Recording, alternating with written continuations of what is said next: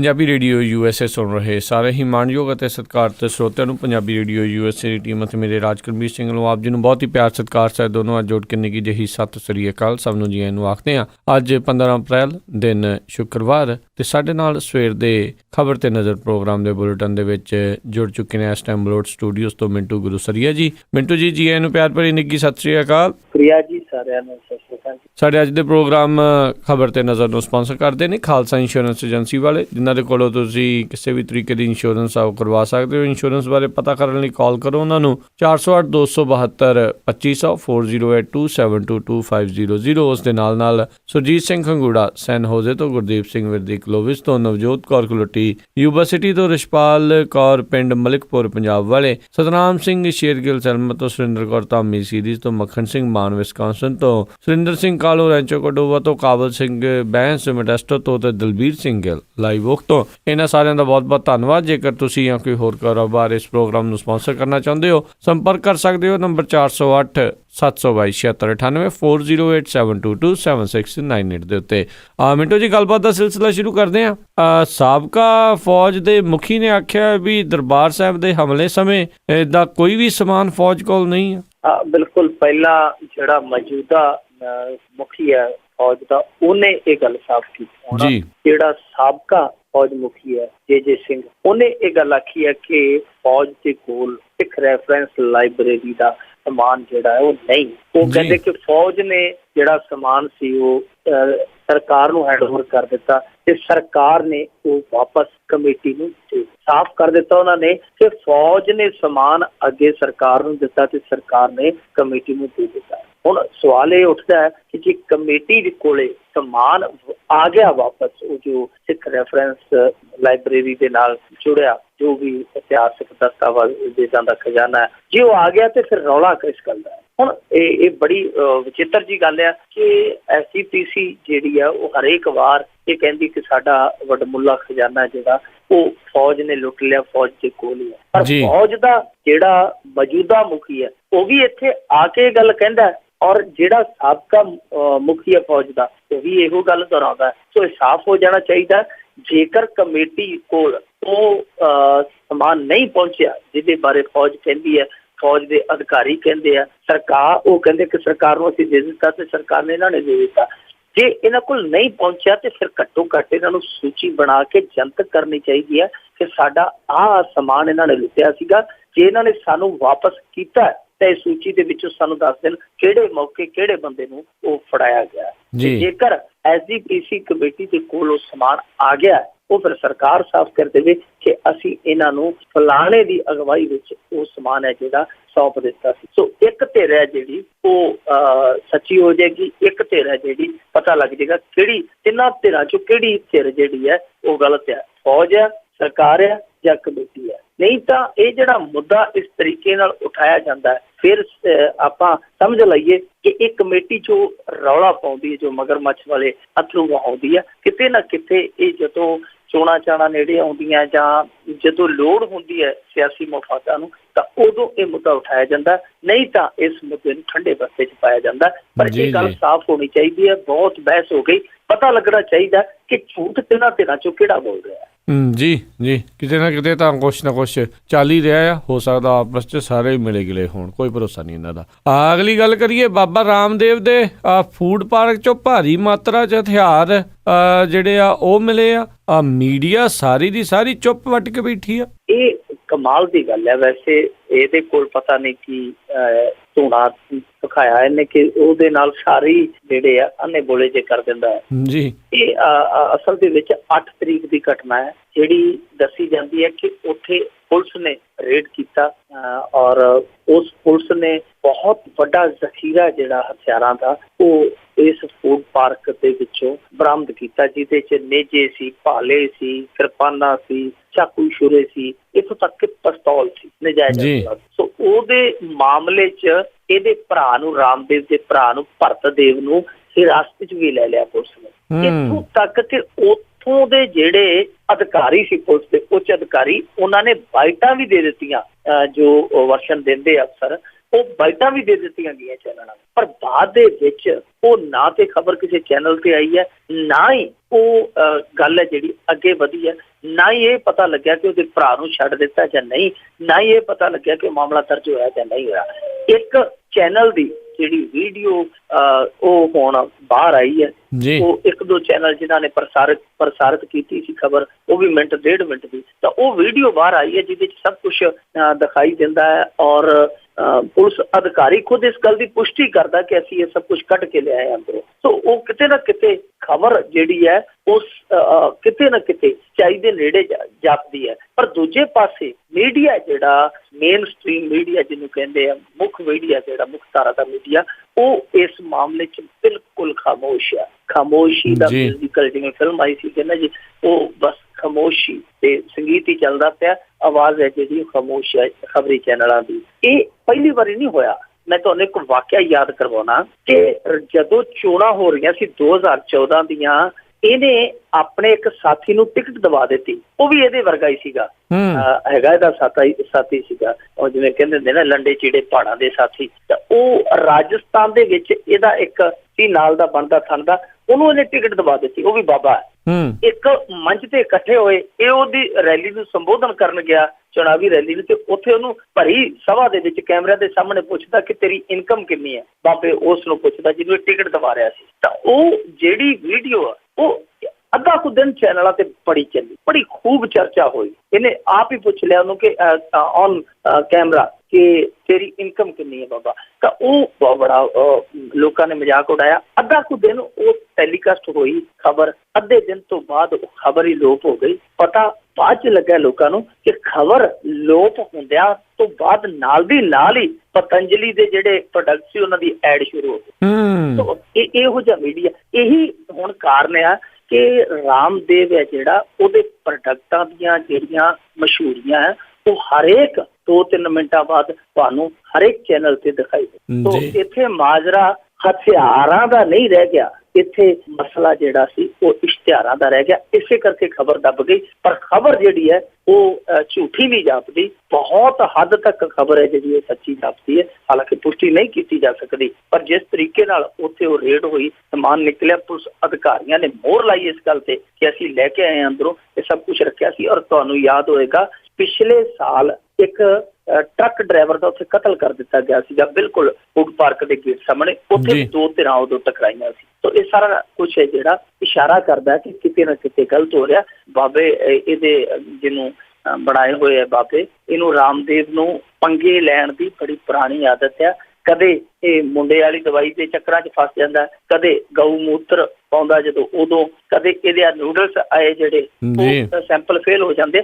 ਯਾਨੀ ਪੰਗੇਬਾਜ਼ ਤੇ ਬਾਬਾ ਹੈ, ਔਰ ਇਹ ਹੋ ਸਕਦਾ ਕਿ ਪੰਗਾ ਕੋਈ ਵੱਡਾ ਲੈਣ ਨੂੰ ਫਿਰਦਾ ਹੋਵੇ। ਜੀ ਬਿਲਕੁਲ। ਇਹ ਥੋੜੇ ਦਿਨ ਪਹਿਲਾਂ ਕਹਿਣ ਤੇ ਰਿਹਾ ਸੀਗਾ ਵੀ ਮੈਂ ਧੌਣਾ ਵੱਢ ਦੇਣੀ ਹੈ, ਸਿਰ ਵੱਢ ਦੇਣੀ, ਸ਼ਾਇਦ ਉੱਤੇ ਹੀ ਤਿਆਰੀਆਂ ਕਰੀ ਬੈਠੇ ਹੁਣ ਇਹਨਾਂ ਦਾ। ਸਾਬਣ ਤੇਲ ਵੇਚਦਾ ਬਾਬਾ, ਪਤਾ ਨਹੀਂ ਕਿਹੜੇ ਪਾਸੇ ਨੂੰ ਹੋ ਗਿਆ ਜੀ। ਤੇ ਅਗਲੀ ਜਿਹੜੀ ਆਪਾਂ ਗੱਲ ਕਰੀਏ, ਸੁਖਬੀਰ ਬਾਦਲ ਦਾ ਆਪ ਤੇ ਮੁੜ ਹਮਲਾ, ਇਹ ਪਾਰਟੀ ਪੰਜਾਬ ਤੇ ਪੰਥ ਦੀ ਦੁਸ਼ਮਣ। ਸਰਦਾਰ ਸੁਖਬੀਰ ਸਿੰਘ ਬਾਦਲ ਤੇ ਕੈਪਟਨ ਅਮਰਿੰਦਰ ਸਿੰਘ ਸ਼ਾਇਦ ਉਹ ਸੁੱਤੇ ਪਏ ਵੀ ਆਖੀ ਜਾਂਦੇ ਹੋਣ ਕਿ ਕੇਜਰੀਵਾਲ ਹੈ ਜਿਹੜਾ ਪੰਜਾਬ ਦਾ ਦੁਸ਼ਮਣ ਹੈ, ਪੰਜਾਬ ਦਾ ਦੁਸ਼ਮਣ ਹੈ।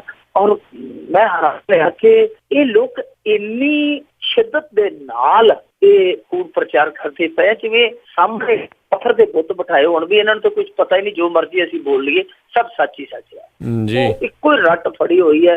ਕੈਪਟਨ ਅਮਰਿੰਦਰ ਸਿੰਘ ਵੀ ਕਹਿੰਦਾ ਕਿ ਜੀ ਇਹ ਪੰਜਾਬ ਨੂੰ ਲੁੱਟ ਕੇ ਖਾ ਜਾਏਗਾ, ਲੁਟੇਰੇ ਆ, ਇਹ ਹੈ ਉਹ ਹੈ ਜੋ। ਇਹ ਵੀ ਹੁਣ ਧਾਰਮਿਕ ਪੱਤਾ ਖੇਡ ਰਿਹਾ। ਜੇ ਤਾਂ ਪਿੰਡਾਂ 'ਚ ਜਾਂਦੇ ਆ ਉੱਥੇ ਤਾਂ ਕਹਿ ਆਉਂਦੇ ਆ ਜੀ ਕਿ ਕਾਂਗਰਸ ਹੈ ਜਿਹੜੀ ਉਹ ਸਿੱਖਾਂ ਦੀ ਦੁਸ਼ਮਣ ਹੈ। ਜੇ ਸ਼ਹਿਰਾਂ 'ਚ ਜਾਂਦੇ ਆ ਤੇ ਕਹਿ ਦਿੰਦੇ ਜੀ ਆਪਾਂ ਹਿੰਦੂ ਸਿੱਖ ਤੇ ਇੱਕ ਵੇਖਿਆ, ਉੱਥੇ ਜਾ ਕੇ ਕੇਜਰੀਵਾਲ ਦਾ ਤਵਾ ਲਾ ਦਿੰਦੇ ਆ। ਯਾਨੀ ਪਿੰਡਾਂ ਦੇ ਵਿੱਚ ਕਾਂਗਰਸ ਨੂੰ ਭੰਡ ਦਿੰਦੇ ਆ, ਸ਼ਹਿਰਾਂ ਦੇ ਵਿੱਚ ਜਾ ਕੇ ਅਰਵਿੰਦ ਕੇਜਰੀਵਾਲ ਨੂੰ ਦਿੰਦੇ ਆ। ਸੋ ਜਿਹੜਾ ਚਾਰੇ ਕੰਨੀਆਂ ਇਹਨਾਂ ਨੇ ਬਰਾਬਰ ਰੱਖੀਆਂ ਹੋਈਆਂ, ਉਧਰੋਂ ਕੈਪਟਨ ਅਮਰਿੰਦਰ ਸਿੰਘ ਆ, ਉਧਰੋਂ ਸਰਦਾਰ ਸੁਖਬੀਰ ਸਿੰਘ ਬਾਦਲ ਆ।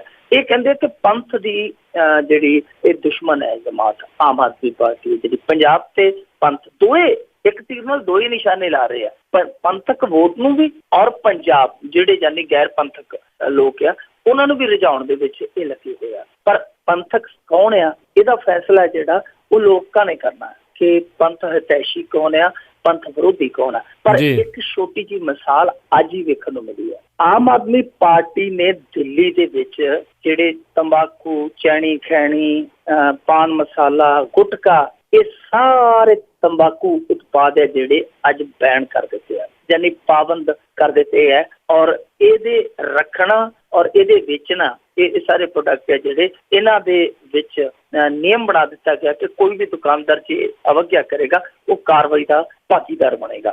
ਦੂਜੇ ਪਾਸੇ ਸਾਡੀ ਇਸ ਸਰਕਾਰ ਨੇ ਵਾਰ-ਵਾਰ ਕਿਹਾ ਸੀ, ਇਹ ਜਿਹੜੇ ਪੰਥਕ ਲੋਕ ਨੇ ਇਹਨਾਂ ਨੇ ਵਾਰ-ਵਾਰ ਕਿਹਾ ਸੀ ਕਿ ਅਸੀਂ ਕੁਝ ਸ਼ਹਿਰਾਂ ਨੂੰ ਤੰਬਾਕੂ ਮੁਕਤ ਬਣਾ ਦਿਆਂਗੇ, ਜਿਹੜੇ ਮੁਕੱਦਸ ਸ਼ਹਿਰ ਹੈ, ਜਿਹੜੇ ਪਾਕ ਸ਼ਹਿਰ ਹੈ, ਜਿਨ੍ਹਾਂ ਜਿਵੇਂ ਅਨੰਦਪੁਰ ਸਾਹਿਬ ਆ ਜਾਂ ਅੰਮ੍ਰਿਤਸਰ ਆ, ਸ਼੍ਰੀ ਮੁਕਤਸਰ ਸਾਹਿਬ ਆ, ਤਲਵੰਡੀ ਸਾਬੋ ਸਾਹਿਬ ਆ, ਸਾਰੇ ਇਹ ਸ਼ਹਿਰਾਂ ਨੂੰ ਅਸੀਂ ਇੱਦਾਂ ਦਾ ਬਣਾ ਦਿਆਂਗੇ ਕਿ ਜਾਨੀ ਇਹ ਜਿਹੜੇ ਪਵਿੱਤਰ ਸ਼ਹਿਰ ਆ। ਤਾਂ ਹੋਇਆ ਕਿ ਇਹਨਾਂ ਨੇ ਤੰਬਾਕੂ ਬੰਦ ਕੀ ਕਰਾਉਣਾ ਸੀ, ਸ਼ਰਾਬ ਬੰਦ ਕੀ ਕਰਾਉਣਾ ਸੀ, ਉੱਥੇ ਸਗੋਂ ਪੈਰ ਤੇ ਠੇਕੇ ਖੋਲ ਦਿੱਤੇ। ਹਾਲ ਇਹ ਹੋਇਆ ਕਿ ਇੱਕ ਵਾਰੀ ਇਹਨਾਂ ਨੇ ਤੰਬਾਕੂ ਤੇ ਟੈਕਸ ਵਧਾ ਦਿੱਤਾ, ਇਹਨਾਂ ਨੇ ਸਿੱਧਾ 18 ਤੋਂ 52% ਕਰ ਦਿੱਤਾ ਸੀਗਾ, ਤੇ ਤੰਬਾਕੂ ਕੰਪਨੀਆਂ ਨੇ ਹੱਥ ਖੜੇ ਕਰ ਦਿੱਤੇ ਕਿ ਭਾਈ ਸਾਹਿਬ ਸਾਡੇ ਬੱਸੋਂ ਬਾਹਰ ਹੈ, ਤੇ ਉਹੀ ਵਧਾਇਆ ਹੋਇਆ ਟੈਕਸ ਇਹਨਾਂ ਨੇ ਘਟਾ ਕੇ ਫਿਰ ਉੱਥੇ ਲੈ ਆਂਦਾ ਸੀ। ਤੋ ਇਹ ਇਹੋ ਜਿਹਾ ਕੰਮ ਕਰਦੇ ਆ। ਤੇ ਉਹ ਅਰਵਿੰਦ ਕੇਜਰੀਵਾਲ ਨੇ ਜਿਹੜਾ ਕੁਝ ਕਿਹਾ ਸੀ ਕਰਕੇ ਵਿਖਾ ਦਿੱਤਾ। ਉਹਨਾਂ ਨੇ ਕਿਹਾ ਕਿ ਅਸੀਂ ਇਹ ਜਿਹੜੇ ਉਤਪਾਦ ਆ ਨਹੀਂ ਵਿਕਣ ਦਿਆਂਗੇ, ਸੁਪਰੀਮ ਕੋਰਟ ਦੀ ਗਾਈਡਲਾਈਨ ਹੈ, ਤਾਂ ਅਸੀਂ ਇਹ ਖੁੱਲੇ ਰੂਪ 'ਚ ਨਹੀਂ ਵਿਕਣ ਦੇਣੇ।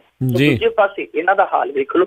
ਬਾਕੀ ਠੀਕ ਆ ਕਿ ਆਮ ਆਦਮੀ ਪਾਰਟੀ ਵੀ ਦੁਸ਼ਮਣ ਆ, ਕਾਂਗਰਸ ਵੀ ਸਿੱਖਾਂ ਦੀ ਦੁਸ਼ਮਣ ਆ। ਸਰਦਾਰ ਸੁਖਬੀਰ ਸਿੰਘ ਬਾਦਲ ਨੂੰ ਅਸੀਂ ਪੁੱਛਦੇ ਆ, ਪੰਜਾਬ ਦਾ ਮਿੱਤਰ ਕੌਣ ਆ? ਘੱਟੋ ਘੱਟ ਸਾਨੂੰ ਉਹ ਤੇ ਦੱਸ ਦਿਓ, ਉਹਦਾ ਨਾਂ ਤੇ ਦੱਸ ਦਿਓ। ਤੁਸੀਂ ਦੁਸ਼ਮਣ ਤੇ ਇੱਕ ਦੂਜੇ ਨੂੰ ਕਹੀ ਜਾਂਦੇ ਹੋ। ਅਰਵਿੰਦ ਕੇਜਰੀਵਾਲ ਤੁਸੀਂ ਕਹੀ ਜਾਂਦੇ ਹੋ, ਕੈਪਟਨ ਅਮਰਿੰਦਰ ਸਿੰਘ ਤੁਹਾਨੂੰ ਕਹਿੰਦਾ ਕਿ ਪੰਜਾਬ ਤੁਸੀਂ ਲੁੱਟ ਕੇ ਖਾ ਗਏ। ਤੁਸੀਂ ਕੈਪਟਨ ਅਮਰਿੰਦਰ ਸਿੰਘ ਤੇ ਕੇਜਰੀਵਾਲ ਨੂੰ ਲੁਟੇਰਾ ਕਹੀ ਜਾਂਦੇ ਹੋ। ਉਹ ਭਲਿਓ ਮਾਨਸੋ, ਸਾਨੂੰ ਦੱਸੋ ਤੇ ਸਹੀ, ਇਸ ਵਿਚਾਰੇ ਪੰਜਾਬ ਦਾ ਮਿੱਤਰ ਕੌਣ ਹੈ ਤੁਹਾਡੇ ਚ?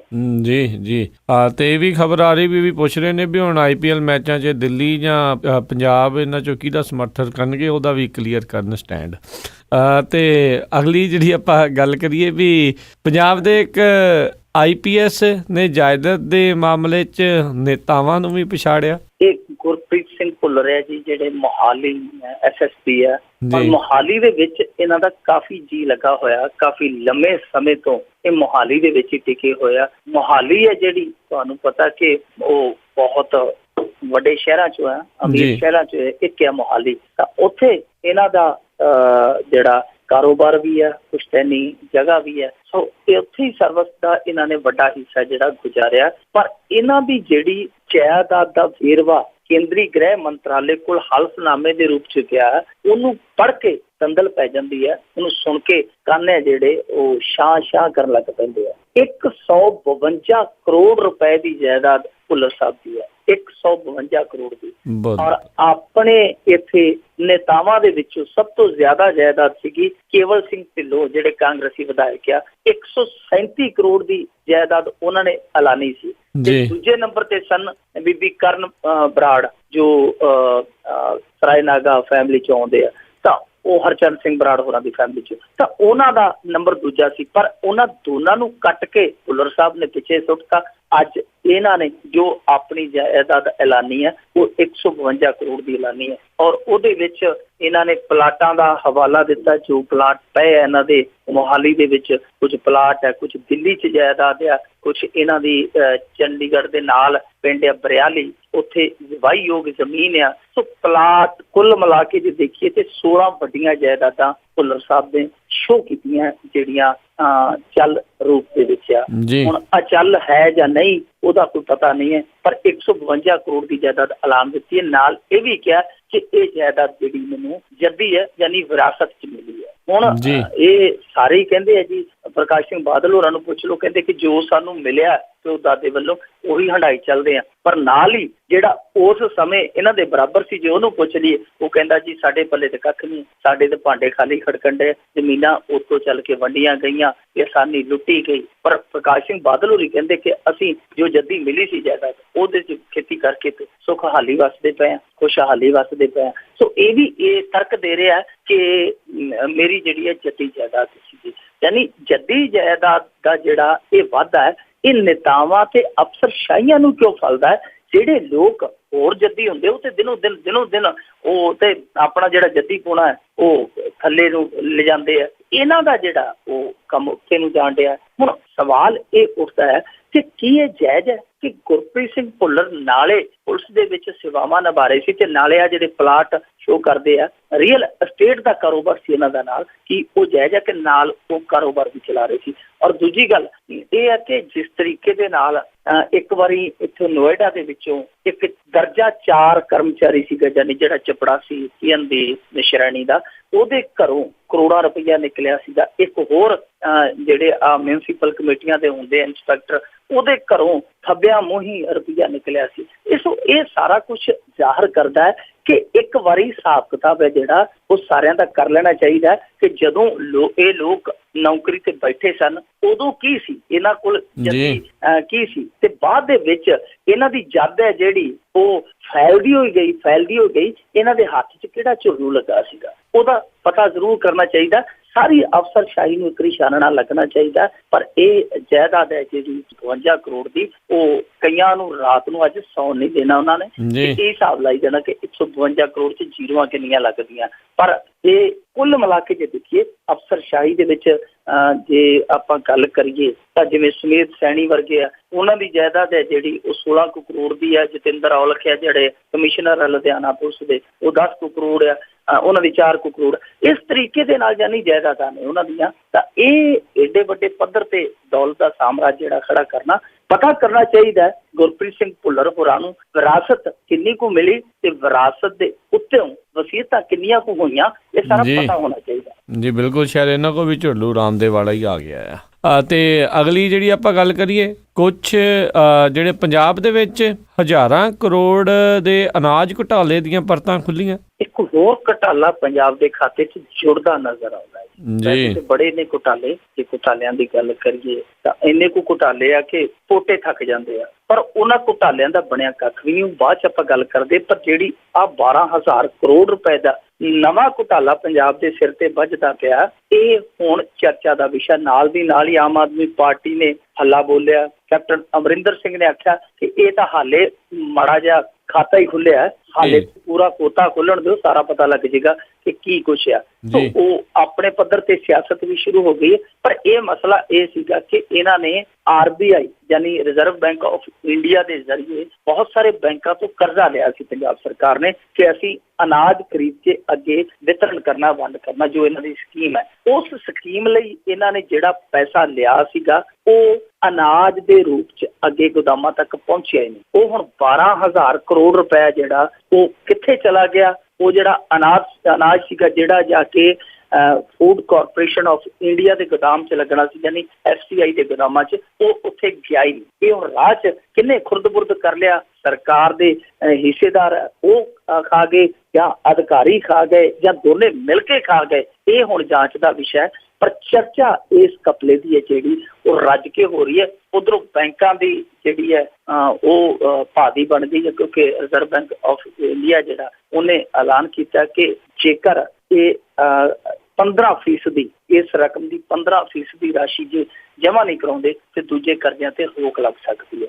ਯਾਨੀ ਘੱਟੋ ਘੱਟ ਇਸ ਸਕੀਮ ਨੂੰ ਚੱਲਦੀ ਰੱਖਣ ਲਈ ਇਹਨਾਂ ਨੂੰ 15% ਰਕਮ ਹੈ ਜਿਹੜੀ ਉਹ ਖਾਤੇ 'ਚ ਜਮ੍ਹਾਂ ਕਰਾਉਣੀ ਪਏਗੀ। ਚਲੋ ਉਹ ਗੱਲ ਬਾਅਦ 'ਚ ਹੈ, ਬੈਂਕਾਂ ਨਾਲ ਇਹਨਾਂ ਨੇ ਬਾਅਦ 'ਚ ਨਜਿੱਠਣਾ।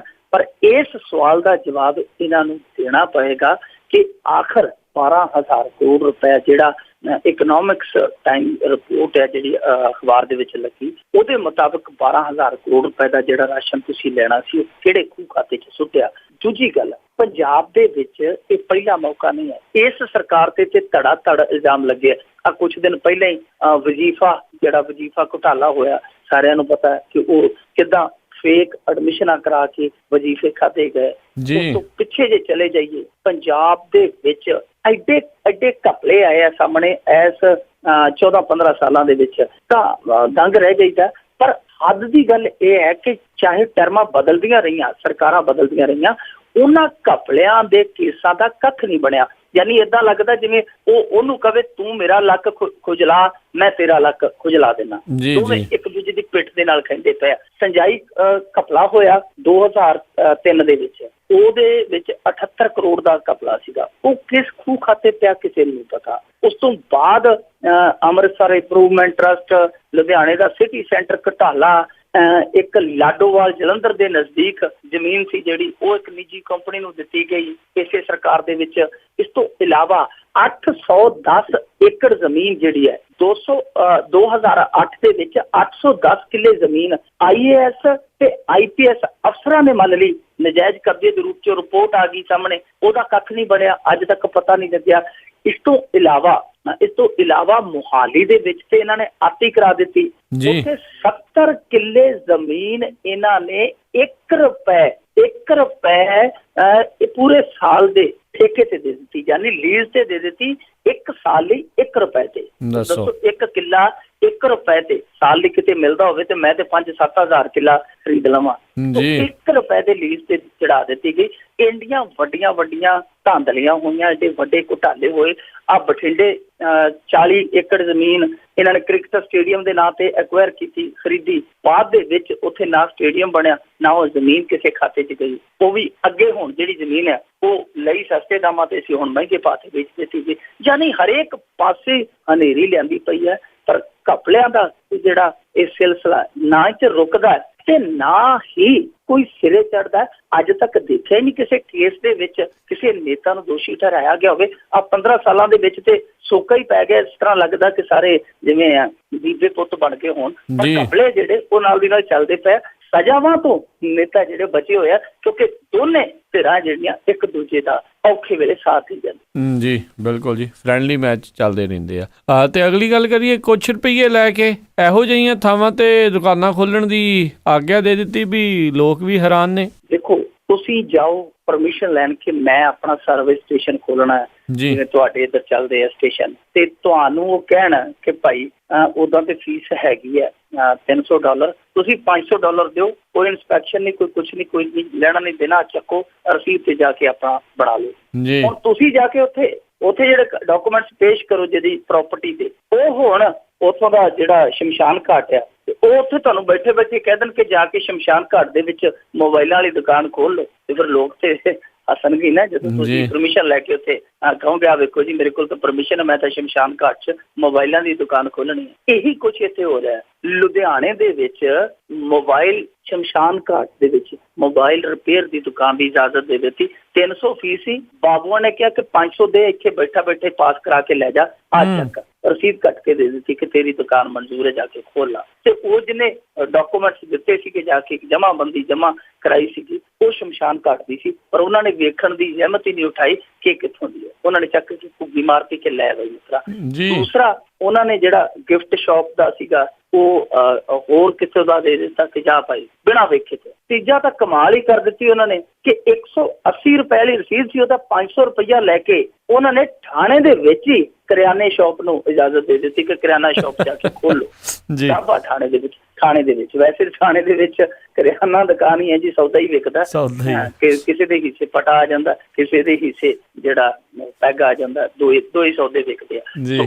ਉੱਥੇ ਥਾਣੇ ਦੇ ਵਿੱਚ ਉਹਨਾਂ ਨੇ ਕਰਿਆਨਾ ਸ਼ਾਪ ਖੋਲਣ ਦੀ ਇਜਾਜ਼ਤ ਦੇ ਦਿੱਤੀ, ਜਦ ਕਿ ਇਸ ਤਰ੍ਹਾਂ ਨਹੀਂ ਹੁੰਦਾ। ਜੇ ਆਪਾਂ ਇਹਦਾ ਸਾਰਾ ਪ੍ਰਕਿਰਿਆ ਦਾ ਵੇਖੀਏ ਤਾਂ ਕੋਈ ਬੰਦਾ ਜਾਂਦਾ ਤਾਂ ਉਸ ਤੋਂ ਬਾਅਦ ਇੰਸਪੈਕਸ਼ਨ ਹੁੰਦੀ ਹੈ, ਆਲੇ ਦੁਆਲੇ ਪਤਾ ਕੀਤਾ ਜਾਂਦਾ ਕਿ ਕਿਸੇ ਨੂੰ ਕੋਈ ਇਤਰਾਜ਼ ਤਾਂ ਨਹੀਂ, ਉੱਥੋਂ ਲਾਗਿਓ NOC ਲੈ ਕੇ ਫਿਰ ਇਜਾਜ਼ਤ ਦਿੱਤੀ ਜਾਂਦੀ ਹੈ, ਇਹ ਵੇਖ ਕੇ ਕਿ ਇਹਦੇ ਨਾਲ ਕੋਈ ਨਜਾਇਜ਼ ਕਬਜ਼ਾ ਤੇ ਨਹੀਂ ਹੋਏਗਾ, ਕੋਈ ਕਿਸੇ ਤਰ੍ਹਾਂ ਦਾ ਵਾਤਾਵਰਨ ਨੂੰ ਨੁਕਸਾਨ ਤੇ ਨਹੀਂ ਹੋਏਗਾ। ਬਹੁਤ ਸਾਰੀਆਂ ਚੀਜ਼ਾਂ ਜਿਹੜੀਆਂ ਵਿਚਾਰੀਆਂ ਜਾਂਦੀਆਂ, ਪਰ ਉਹ ਵਿਚਾਰੀਆਂ ਜਾਣ ਵਾਲੀਆਂ ਚੀਜ਼ਾਂ ਜਿਹੜੀਆਂ ਵਿਚਾਰੀਆਂ ਬਣ ਗਈਆਂ ਕਿਉਂਕਿ ਉੱਥੇ ਜਿਹੜੀ ਨੋਟਾਂ ਦੀ ਪੱਖੀ ਦੀ ਝੱਲ ਵੱਜ ਗਈ। ਇਸ ਕਰਕੇ ਉਹ ਜਿਹੜੀ ਝੱਲ ਵੱਜੀ ਸੀ, ਝੱਲ ਨੇ ਜਿਹੜੇ ਉਹ ਅਫਸਰ ਸੀ ਝੱਲੇ ਕਰ ਦਿੱਤੇ, ਕਿਉਂਕਿ ਜਿਹੜਾ ਸਿੱਧਾ ਕਟਾ ਕੇ ਲਿਆਇਆ ਸੀ ਉਹ ਅਖਬਾਰ ਦਾ ਰਿਪੋਰਟਰ ਸੀ। ਜੀ ਬਿਲਕੁਲ ਏਦਾਂ ਫਿਰ ਫਸਦੇ ਨੇ। ਤੇ ਅਗਲੀ ਜਿਹੜੀ ਗੱਲ ਕਰੀਏ, ਰਿਸ਼ਵਤ ਲੈਂਦੇ ਫੌਜ ਦੇ 5 ਅਧਿਕਾਰੀ CBI ਨੇ ਕਾਬੂ ਕੀਤੇ। ਇਹ 5 ਅਧਿਕਾਰੀ ਸੀਗੇ ਜਿਹੜੇ ਤੇ ਅੰਡਰ ਦਾ ਟੇਬਲ ਜਿਹੜੀ ਖੇਡ ਖੇਡੀ ਜਾਂਦੀ ਉਹ ਖੇਡਦੇ ਸਨ। ਯਾਨੀ ਇਹਨਾਂ ਦਾ ਸਿਧਾਂਤ ਸੀ ਕਿ ਉਹ ਖਰਚਾ ਬਣਾ ਦਿੰਦੇ ਪਰਚਾ, ਉਹ ਪਰਚਾ ਵਿਦਆਊਟ ਖਰਚਾ, ਯਾਨੀ ਇਹ ਸਿਧਾਂਤ ਤੇ ਚੱਲਦੇ ਸੀਗੇ। ਕਿਉਂਕਿ ਜਿਹੜੀਆਂ ਛਾਉਣੀਆਂ ਨੇ, ਜਿੱਦਾਂ ਹੁਣ ਗੰਗਾ ਨਗਰ ਦੇ ਨੇੜੇ ਸਾਧੂ ਵਾਲਾ ਪਿੰਡ ਹੈ, ਉੱਥੇ ਛਾਉਣੀ ਹੈ, ਤਾਂ ਛਾਉਣੀ ਦੇ ਵਿੱਚ ਬਹੁਤ ਸਾਰੇ ਕੰਮ ਹੈ ਜਿਹੜੇ ਉਹ ਸਿਵਲ ਦੇ ਠੇਕੇਦਾਰ ਕਰਦੇ ਆ।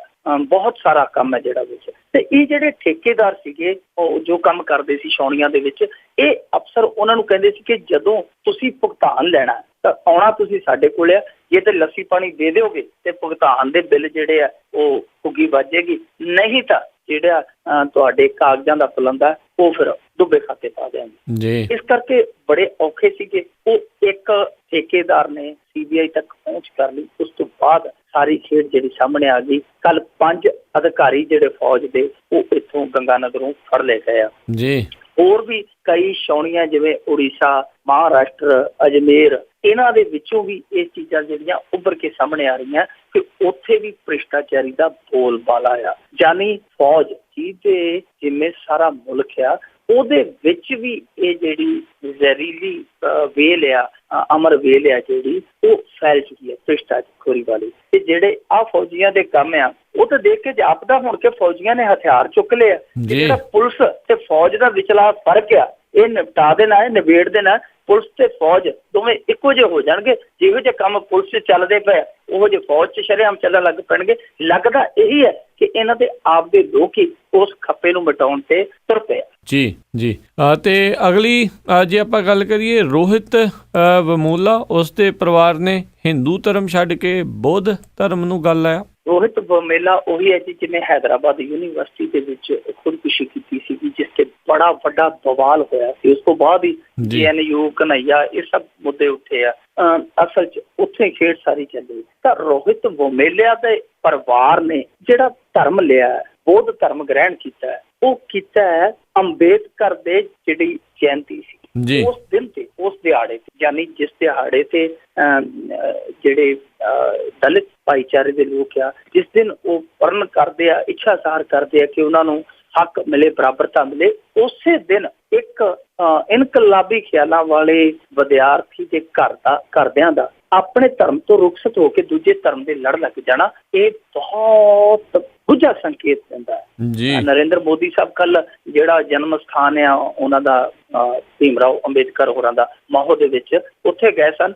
ਉੱਥੇ ਕਾਫੀ ਉਹਨਾਂ ਨੇ ਜਿਵੇਂ ਉਹ ਲੱਛੇਦਾਰ ਭਾਸ਼ਣ ਹੁੰਦਾ ਕੀਤਾ, ਪਰ ਜਦੋਂ ਭਾਸ਼ਣ ਕਰ ਰਹੇ ਸੀ ਠੀਕ ਉਸੇ ਸਮੇਂ ਉਹ ਜਿਹੜਾ ਰੋਹਿਤ ਵਮੇਲਾ ਸੀ ਉਹਦਾ ਪਰਿਵਾਰ ਸਿੱਖਿਆ ਲੈ ਰਿਹਾ ਸੀ, ਯਾਨੀ ਉਹ ਬੌਧ ਧਰਮ ਗ੍ਰਹਿਣ ਕਰ ਰਿਹਾ ਸੀਗਾ। ਰੋਹਿਤ ਵਮੇਲਾ ਦੀ ਮਾਤਾ ਨੇ ਬਹੁਤ ਲੰਮਾ ਸਮਾਂ ਹੜਤਾਲ ਕੀਤੀ, ਕਿਸੇ ਨੇ ਸਾਰ ਨਹੀਂ ਲਈ। ਉਹਦਾ ਭਰਾ ਵੀ ਹੜਤਾਲ ਤੇ ਬੈਠਾ ਰਿਹਾ, ਕਿਸੇ ਨੇ ਸਾਰ ਨਹੀਂ ਲਈ। ਜੇ ਕਨ੍ਹਈਆ ਵਰਗੇ ਗਏ ਵੀ ਉੱਥੇ ਉਹਨਾਂ ਨੂੰ ਮਿਲਣ ਤੱਕ ਨਹੀਂ ਦਿੱਤਾ ਗਿਆ, ਉਹਨਾਂ ਨਾਲ ਵੀ ਬਹੁਤ ਜ਼ਿਆਦਤੀਆਂ ਹੋਈਆਂ। ਸੋ ਉਹਨਾਂ ਨੇ ਸਭ ਕੁਝ ਵੇਖ ਕੇ ਅੰਤ ਜਿਵੇਂ ਨਿਰਾਸ਼ਾ ਚੋਂ ਗੁਜ਼ਰ ਕੇ ਉਸ ਧਰਮ ਨੂੰ ਗੱਲ ਲਾਇਆ ਜਿਸ ਧਰਮ ਨੂੰ ਇਸੇ ਤਰ੍ਹਾਂ ਹੀ ਅੱਕ ਕੇ ਊਚ ਨੀਚ ਤੋਂ ਛੂਆ-ਛੂਤ ਤੋਂ ਅੱਕ ਕੇ ਅੰਬੇਦਕਰ ਸਾਹਿਬ ਨੇ ਗੱਲ ਲਾਇਆ ਸੀ, ਕਿਉਂਕਿ ਉਹਨਾਂ ਨੇ ਵੀ ਬੌਧ ਧਰਮ ਜਿਹੜਾ ਉਹ ਗ੍ਰਹਿਣ ਕਰ ਲਿਆ ਸੀਗਾ। ਸੋ ਠੀਕ ਉਸੇ ਪੱਥ ਜਿਨ੍ਹਾਂ ਤੇ ਚੱਲੇ ਆ। ਪਰ ਇਹ ਕੁੱਲ ਮਿਲਾ ਕੇ ਕਹੀਏ ਜੇ ਧਰਮ ਪਰਿਵਰਤਨ ਹੋਇਆ ਤੇ ਇਹ ਧਰਮ ਪਰਿਵਰਤਨ ਇਸ ਕਰਕੇ ਹੋਇਆ ਕਿਉਂਕਿ ਕਿਤੇ ਨਾ ਕਿਤੇ ਇਹ ਜਿਹੜਾ ਰਾਜਤੰਤਰ ਸੀਗਾ ਇਹਨੇ ਆਪਣਾ ਜਿਹੜਾ ਧਰਮ ਆ ਉਹ ਪੂਰੀ ਨਿਰਪੱਖਤਾ ਦੇ ਨਾਲ ਨਹੀਂ ਨਿਭਾਇਆ। ਇਸੇ ਕਰਕੇ ਇੱਕ ਮਾਂ ਨੇ ਦੁਖੀ ਹੋ ਕੇ ਉਸ ਧਰਮ ਤੋਂ, ਜਿਸ ਧਰਮ ਦੇ ਵਿੱਚ ਉਹ ਪੈਦਾ ਹੋਏ, ਉਸ ਧਰਮ ਤੋਂ ਅਲਵਿਦਾ ਲੈ ਕੇ ਦੂਜੇ ਧਰਮ ਦੀ ਬਾਹ ਫੜ ਲਈ। ਜੀ ਜੀ। ਤੇ ਬਹੁਤ ਬਹੁਤ ਧੰਨਵਾਦ ਕਰਦੇ ਹਾਂ ਮਿੰਟੂ ਜੀ, ਤੁਸੀਂ ਸਾਡੇ ਨਾਲ ਜੁੜੇ, ਇਹਨਾਂ ਖਬਰਾਂ ਬਾਰੇ ਸਾਨੂੰ ਜਿਹੜੀ ਜੀ ਅੱਜ ਜਾਣਕਾਰੀਆਂ ਦਿੱਤੀਆਂ। ਅਗਲੇ ਬੁਲੇਟਿਨ ਤੱਕ ਲਈ ਤੁਹਾਡਾ ਬਹੁਤ ਬਹੁਤ ਧੰਨਵਾਦ, ਮਿਹਰਬਾਨੀ, ਸਤਿ ਸ਼੍ਰੀ ਅਕਾਲ। ਤੇ ਸੋ ਤੋਂ ਇੱਥੇ ਹੀ ਸਾਡਾ ਅੱਜ ਦਾ ਇਹ ਪ੍ਰੋਗਰਾਮ ਖਬਰ ਤੇ ਨਜ਼ਰ ਆਓ ਹੁਣ ਸਮਾਪਤ ਹੁੰਦਾ ਹੈ। ਹੁਣ ਮੈਨੂੰ ਰਾਜਕਨਵੀਰ ਸਿੰਘ ਨੂੰ ਵੀ ਇਜਾਜ਼ਤ ਦਿਓ। ਮੇਰੇ ਵੱਲੋਂ ਵੀ ਆਪ ਸਭ ਨੂੰ ਬਹੁਤ ਪਿਆਰ ਸਤਿਕਾਰ ਸਹਿਤ ਦੋਨੋਂ ਹੱਥ ਜੋੜ ਕੇ ਨਿੱਘੀ ਜਿਹੀ ਸਤਿ ਸ਼੍ਰੀ ਅਕਾਲ। ਜਿੰਦੇ ਵਾਸਤੇ ਰਹੋ, ਹੱਸਦੇ ਖੇਲਦੇ ਰਹੋ ਤੇ ਸੁਣਦੇ ਰਹੋ ਪੰਜਾਬੀ ਰੇਡੀਓ USA।